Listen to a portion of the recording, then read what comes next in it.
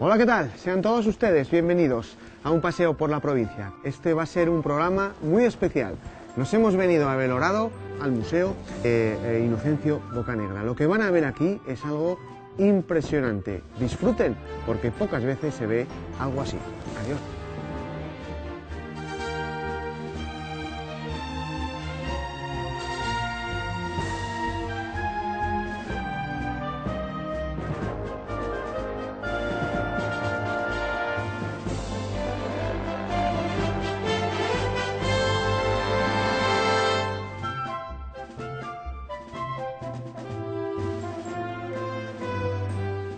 Soy Jorge del Barco, alcalde de Belorado, muy buenas. Hola, ¿qué tal? Buenas, bien, muy bien.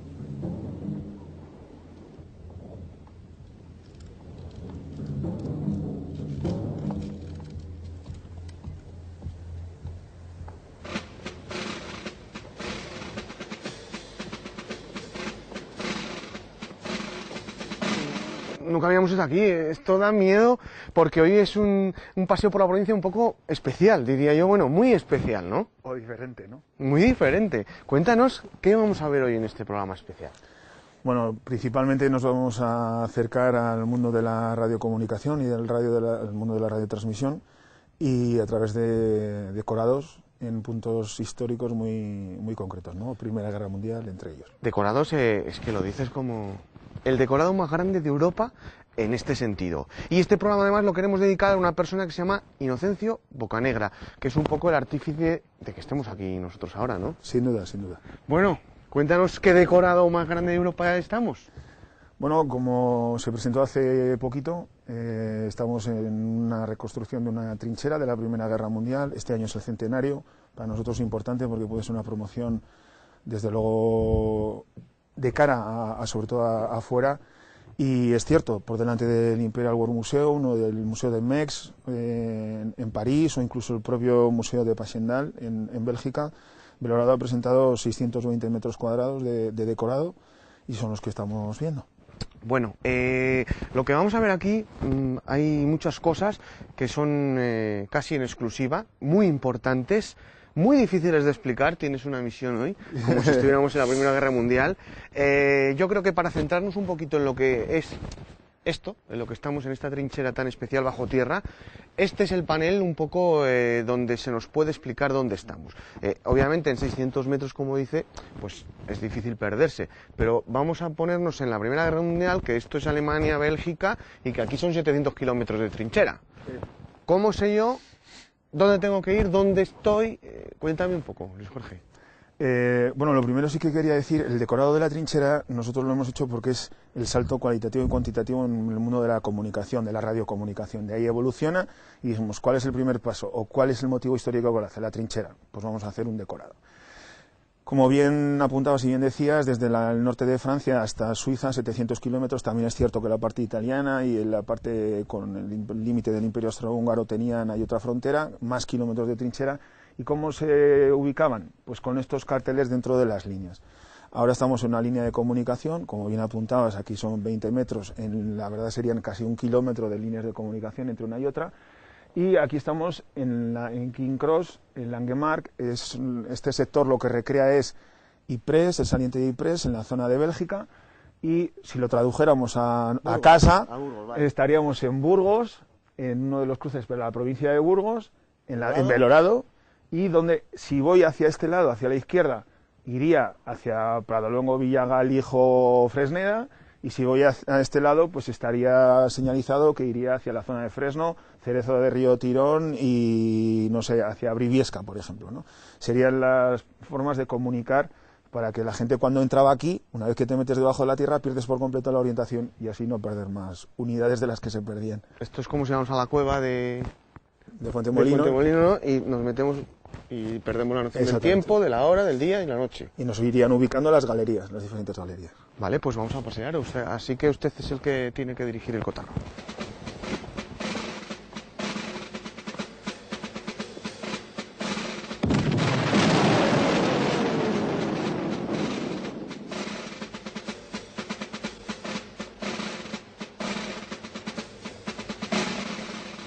Madre mía, ¿eran pequeñines o es así?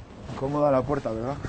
¿Sí? Bueno, las puertas tenían una función y siempre tenían que ser bajas. ¿Por qué? Porque en el caso de que cayera un proyectil, la metralla, cuanto más grande era el ojo de la puerta o el vano de la puerta, hacía, claro. más posibilidades se tenía de que arrasara lo que había dentro. Entonces se hacían bastante bajas. Aquí metían a los aficionados del Arsenal, ¿no? Sí, sí. No sé cuál es el rival del Arsenal, pero meterían... muchos, el Manchester City, cualquiera, Pues, vamos. a eso seguro que los metían. Y bueno, otra de las cosas importantes era el taparlas, poner una manta, porque la Primera Guerra Mundial, desgraciadamente, incentiva el ingenio humano para matar. Y una de las cosas ahora que oímos tanto la guerra química, pues en 1915 es el momento. Además también en Bélgica, en una de las batallas de Bélgica, y se ponía mantas porque el gas no pasaba. Entonces con el tema de los ataques de gas, el tema químico, así evitaban que entraran los dormitorios en las zonas de acceso. Luego veremos una galería dedicada también al gas, Sí, ¿verdad? Escucho, sí.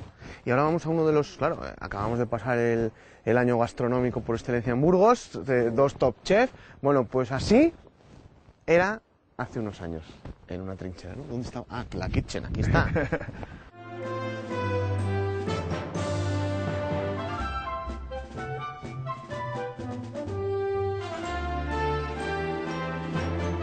Bueno, lo que podemos ver Qué bonito. sobre todo es las materias que solían llegar a la primera línea de frente, porque hay que pensar que las dotaciones desde que salían de casa hasta que llegaban, pues como sucede, se suelen quedar partes en el camino. Parte imprescindible, la harina y el café, que parece una bobada, pero se llegó a utilizar muchísimo. También el azúcar, y una de las cosas que trae la Primera Guerra Mundial también es el desarrollo de la comida en conserva. Como hemos podido ver, pues la leche condensada, ese producto que, como era la manera de que no caducara o de que me durara más tiempo, pues con este sistema de embotado y espesado. O sea, era de la Primera Guerra Mundial. Sí, se van desarrollando muchas recetas para poder conservar durante el tiempo la comida, porque hay que pensar que, claro, se va almacenando y se va perdiendo. Una de las cosas también, las galletas. Con el tiempo, lógicamente, si ahora la caducidad está como está, antes sí que es cierto que los productos podían ser más longevos, pero no de meses. Entonces, hay veces que tenían que romper las galletas con los zapatos, porque era complicado, ¿no? También convivían con... Claro. Uno de los grandes problemas que tenían en trinchera era sobre todo las ratas. Las ratas eran, claro, basura, desgraciadamente cadáveres y demás propiciaba las ratas, ¿no? La propagación de ratas. Y bueno, el whisky también es uno de los elementos que se daban bastante.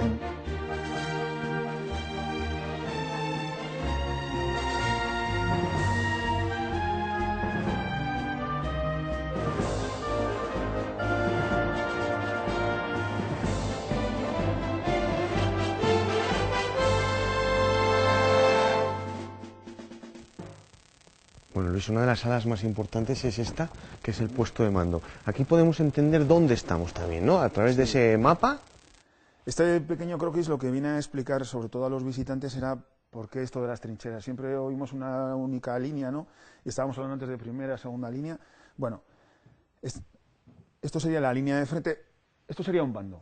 Vale. Esto vamos a poner que son los aliados, ¿no? Y aquí enfrente estarían los malos, o los alemanes. Y estarían enfrentados. Esto sería cuestión de hacer una copia y ponerla así. Entonces tendríamos la primera línea, donde se pegan tiros. Segunda línea, que es donde hemos estado en la parte de la cocina, el hospital y tal. Y una tercera línea, que ¿para qué servía? Sobre todo para traer todo lo que venía de fuera, todos los almacenes, los grandes almacenes, los hospitales, todo el almacenaje se hacía más o menos aquí. ¿Y los jefes? Bueno, los jefes, desgraciadamente, dependiendo del rango, estaban de la primera a la tercera. Bueno, aquí los grandes, ¿no? Sí, aquí estaban los más grandes. Y aquí estarían los cañones que solemos oír mucho en el tema de la Primera Guerra Mundial, ¿no? Entre esta pizarra y la que tenemos que poner encima sería la tierra de nadie. Es decir, ¿quién asoma la cabeza para ir a donde el compañero? Nadie. Nadie, porque te la pueden volar. Claro.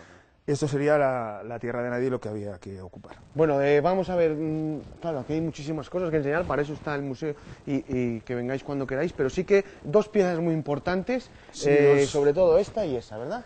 Sí, el comentar, esto es un sistema de transmisiones de un carro de combate, época de Vietnam, que nos puede sonar, y pesa en torno a unos 100 kilos. O sea que para ponerlo, la verdad que dentro del tanque pues hay que desmontarlo porque ya se ve que son 4 piezas.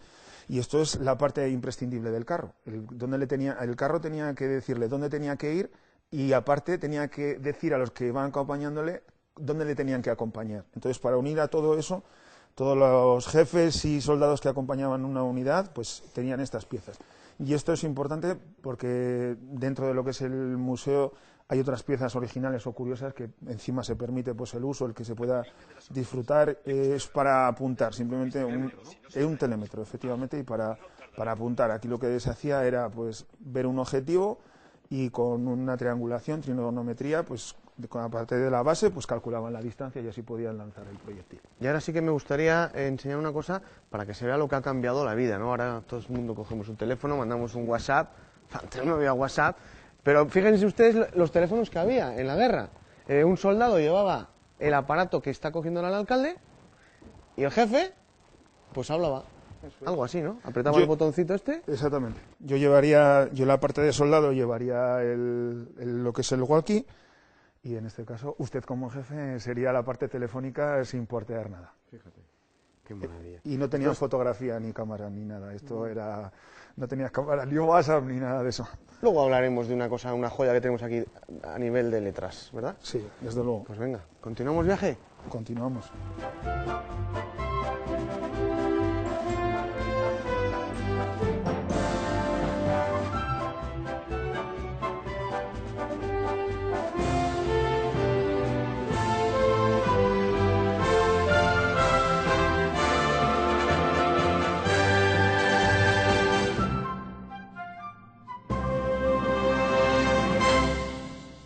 Bueno, en el puesto de mando lo que hacemos es explicar la evolución. Hemos dicho que todo lo que es la evolución de la comunicación, de la radiocomunicación, parte básicamente, aunque no es el origen, de la Primera Guerra Mundial. Entonces, esto ya no es Primera Guerra Mundial. No, esto es una evolución de un sistema de radio portátil utilizado por la policía durante el conflicto del muro de Berlín, y son las piezas que se utilizaban por eso, sobre todo por la policía, para todas las unidades de control, las torres de control, se comunicaban por sistemas portátiles como este en los años... Pues esto sería un walkie-talkie de ahora, pero de las... Sí, en este caso de los 60. Estamos en 1961, es cuando estalla, pues un poquito más evolucionado, ¿no?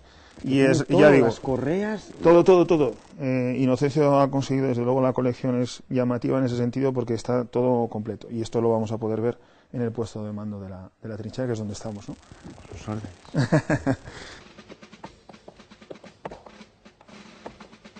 Buenos días, Díaz. ¿Qué tal, soldado? ¿Dispuesto a matar alemanes? Sí, señor. ¿Se acuerdan ustedes cuando teníamos los teléfonos Nokia al principio? Que nos llegaba un mensaje y era ti, ti, ti, ti, ti, ti, ti, ti, ti. Pues está inspirado en la guerra y en los morses, sí, ¿no? Sí, ese mensaje es un código morse que precisamente significa SMS. De ahí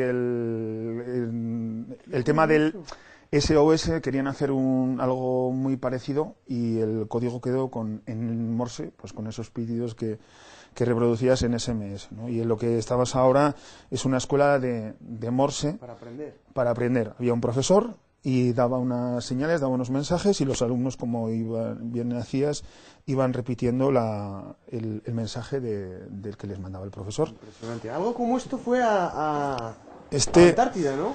Sí, el comandante. Este es una de las joyas, quizá de los dos receptores más antiguos que tiene la colección Inocencio, que tenemos aquí en el museo. Este es un receptor que se utiliza, lo presenta una marca comercial en ese momento, dice, oye, te voy a pagar la expedición, pero te vas a llevar mis equipos. Y este comandante, uno de los aventureros de principios de siglo, ya digo, el comandante Richard Bell, hace una expedición fotográfica, la primera fotográfica, al Polo Sur, y los receptores americanos, en este caso, que se llevan son estos, un modelo igual que este. Funda la primera estación permanente. La verdad que es curioso y es una de las joyas que tiene el museo. Igual que es una de las joyas esta salita que tiene este museo. Sí, bueno, aquí lo que tratamos de recrear es el puesto de comunicación. Bueno, yo creo que este es el más importante en sí, una guerra, ¿no? Aquí era donde todo... Donde todo. Estamos justamente al lado del puesto de mando, ya dice de la importancia de la sala y estamos justo en la primera línea de combate. Sí, luego, sobre todo cuando salgamos a la primera línea, lo vamos a ver porque son los cables de telefonía. Es lo que se utilizaba en el conflicto de la Primera Guerra Mundial, lo principal y su problema, y de ahí que se llegara a crear ese sistema de comunicación inalámbrico, es el cable. Esto en un momento de corte o de una explosión podía dejar incomunicado un sector completo con muchísimas personas incomunicadas y en un desorden, ¿no? Pero esto es lo que se utilizaba en la telefonía principalmente. Pues nada, ya sabemos una cosa, bueno, ya sabemos 100 cosas más.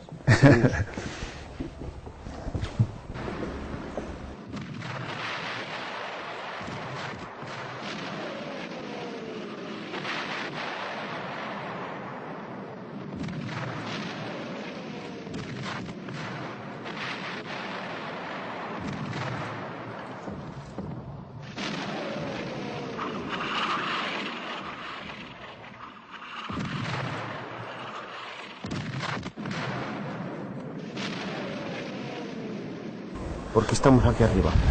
Bueno, lo que estamos es justamente, como decíamos antes, en la primera línea de combate, y lo que estamos es justamente camino de saltar en el momento de saltar, sí. Desgraciadamente muchos hombres mueren, ¿no? Aquí sería la escalera que permitiría el acceso a la línea, a la tierra de nadie que hemos comentado, como hemos comentado antes, y de ahí correr mucho para que no te pegaran un tiro. Y estos los puntos de vigilancia a cubierto. Otra de las cosas que nos puede sonar a todo el mundo con el tema del peligro eran los francotiradores. Entonces había que tener mucho cuidado y siempre mirar por aquí. Una de las cosas que avisaban cuando llegaban a primera línea los primeros soldados era que no se asomara, que era muy original o muy divertido asomar la cabeza por aquí. Y ese es uno de los problemas. Mucha gente caía el primer día por la gracia de asomar la cabeza, de ver dónde estaba. Y había mucho peligro. Eso es uno de los grandes... Entre otros, otro de los problemas. ¿Aquí también habría un tío así? Sí, efectivamente. Aquí eran los puntos de vigilancia y sobre todo a cubierto. No es diferente de lo que hemos visto en el castillo, en otros puntos, ¿no? Las famosas troneras o aspilleras.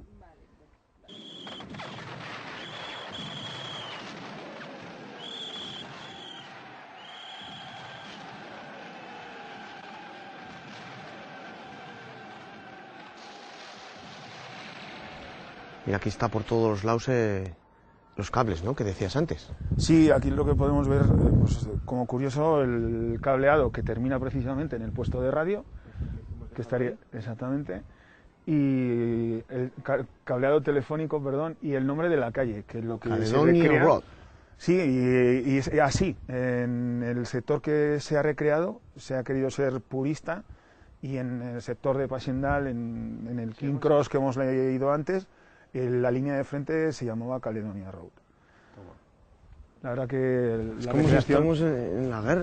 La verdad que es un trocito, es lo que hemos comentado antes, las líneas de comunicación de la primera entre las diferentes líneas, había que facilitar el que se pudiera llegar aquí. Y como anécdota, pues esto la verdad es que bastante divertido, el vaciar los bolsillos antes de salir a la primera línea. ¿Por qué? Pues un poco... No sé, pero yo me lo imagino. Porque si caes, que no caigas con todos los cigarros y eso, que pueden servir a otro. También, no sé.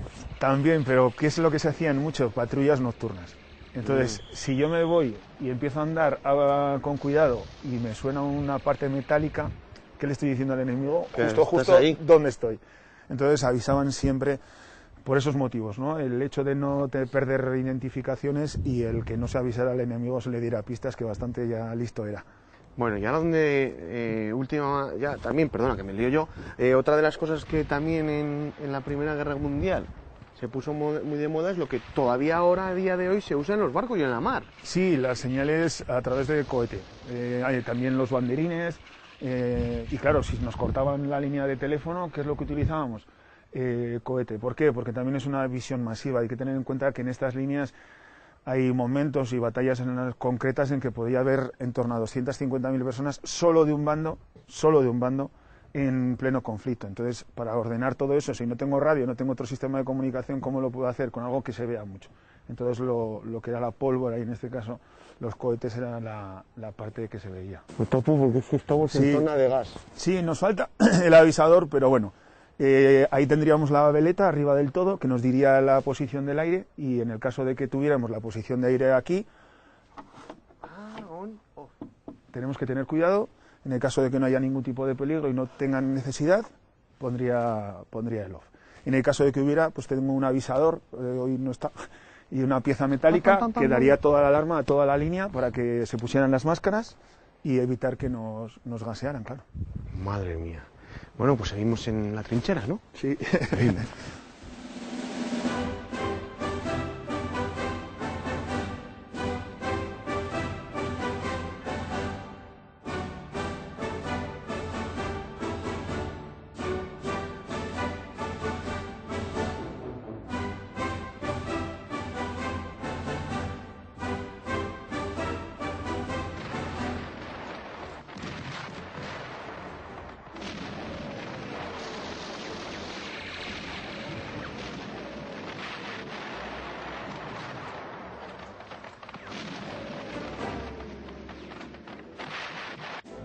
Bueno, y de la Primera Guerra Mundial vamos ahora a la Segunda, en esta exposición temporal, pero para que todo el mundo tenga claro lo que hemos visto en la Primera Guerra Mundial, ¿qué películas podemos ver, Luis Jorge, para que recrean perfectamente lo que acabamos de ver?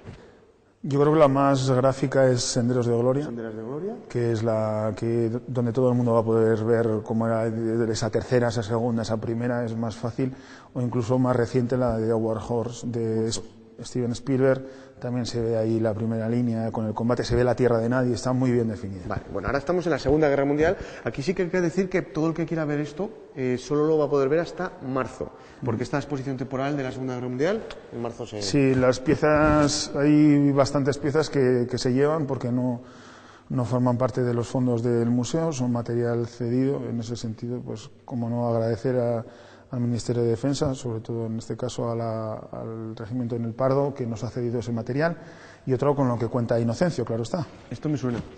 Sí, esto es fácil por el tema de Salvar al Soldado Ryan, que se ve, o en la serie de Hermanos de Sangre, sí, que se ve siempre al radiooperador, ¿no?, el teléfono y la pieza. Estamos hablando siempre que las piezas que vemos son material original y funciona, eso es lo importante, ¿no? Aquí tendríamos la pieza totalmente desmontada. Sería esa misma mochila pero desmontada para que la gente le pueda ver, y debajo un buscamina con documentación original de 1942, carros de combate americanos. Esto sería una parte expositiva americana, y esta parte de aquí que tenemos enfrente, la parte alemana. Sobre todo la radiomochila, porque incluso estas más antiguas, previa a la Segunda Guerra Mundial, lo cierto es que sí se ve bastantes receptores, emisores receptores. Y justo aquí él nos podrá soñar esto por las películas de las emisiones de luz, en los barcos, en los submarinos, ¿no?, en las películas históricas, y también es un sistema alemán de iluminación y comunicación, también no deja de ser una parte de comunicación. Y para terminar, vamos con una pieza. Hay que dar gracias al Ministerio, porque esta pieza que estamos viendo ahora es la famosa Enigma, una máquina de escribir con códigos, y es patrimonio nacional. Estará aquí hasta marzo, así que si ustedes la quieren ver y oler, tienen que venir a Belorado al museo antes de marzo. A ver cómo explica, señor alcalde, el funcionamiento de esta maquinita.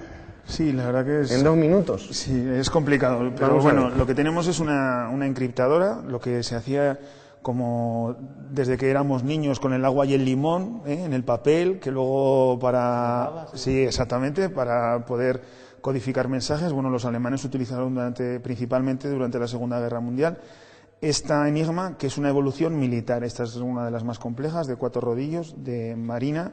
Es la última que se llega a desencriptar en 1942 por la captura de un submarino, y gracias a eso los aliados consiguen el código. Para que nos hagamos una idea, cada una de las letras que yo voy escribiendo aquí, para una persona que oye simplemente las señales, hay que tener en cuenta que es inalámbrica, y va con pila, entonces transmite en Morse, y lo que tenemos que tener en cuenta es eso, que cada vez que un operador trasladaba un mensaje, lo que da es 150 millones de posibilidades al mensaje que están... Una letra. Para descubrir una letra tenemos esas posibilidades. Lo único que hay es 4 rotores los rotores lo que permiten es el inicio de la máquina, es decir, nosotros... El código PIN. Eso es. Yo tengo una máquina, una Enigma, tú tienes otra y me das el VJRR. Ese es el PIN Ese para es que nuestro yo PIN. sepa lo que tú me vas a escribir. Eso es. Nosotros empezaríamos en las máquinas, las colocaríamos, como bien has dicho, en la UJRR y a partir de ahí empezaríamos a escribir. ¿Qué pasa si yo cambio una letra? ¿Ya no serviría? Claro, porque si yo le doy a la K, ya tendría la JJRR, pero si le vuelvo a dar, ya tendría la JJRS. Entonces, aquí pulsaríamos y tendríamos cambia totalmente Ese el sería código. otro PIN. Otro PIN. Entonces, cada vez que yo estoy dando una posición, por ejemplo, de unas unidades, entonces en ese pequeño texto, porque se cifraban muy pequeños para que no hubiera coincidencias y no me pudieran pillar por coincidencia, aunque ya estamos hablando de qué barbaridad de código.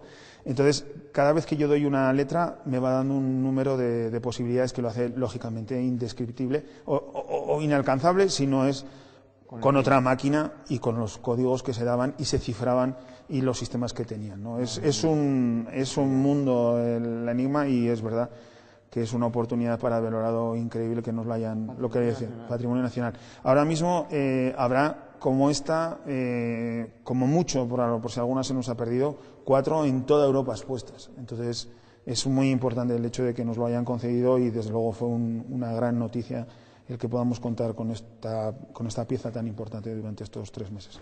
Se contrataron a 10.000 personas para intentar descifrar la Enigma. Sí. 10.000 personas. Ahí está.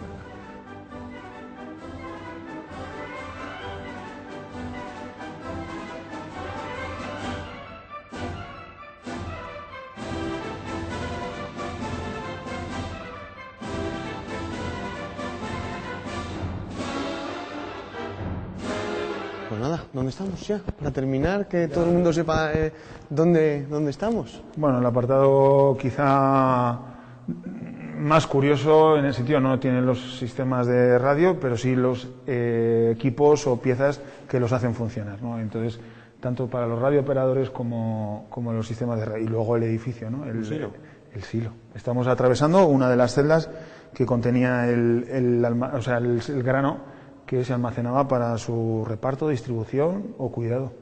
Pues un paseo por la provincia un poquito distinto es el que hemos tenido hoy, al cual te damos las gracias, Luis Jorge. A vosotras. Por conocer un programa distinto, ¿no? Eso espero que os haya resultado curioso y distinto. Pues muy curioso es. Y a ustedes les decimos nada, que si quieren, la semana que viene estaremos de nuevo dando un paseo por la provincia. Adiós.